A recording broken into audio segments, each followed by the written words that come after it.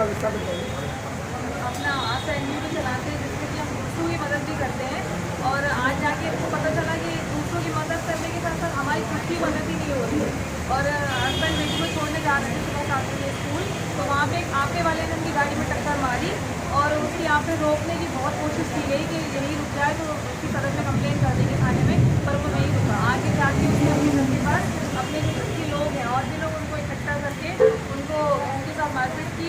और आर्मी वालों ने ही हमें फ़ोन लगाया था, क्योंकि इनका फ़ोन और गाड़ी तो उन्होंने छीन ली थी। आर्मी वालों ने बोला कि अगर हम लोग 5-6 लोग जाके नहीं बचाते तो वो जान से ही मार रहे थे। उनने बंदूक वगैरह निकाल ली थी और जो खंडे पत्थर होते बड़े बड़े वो सब भी वो लोग मार रहे थे। तो आर्मी वालों ने बयान भी दिया थाने में जाके कि अगर हम लोग नहीं होते तो ये बचते ही नहीं।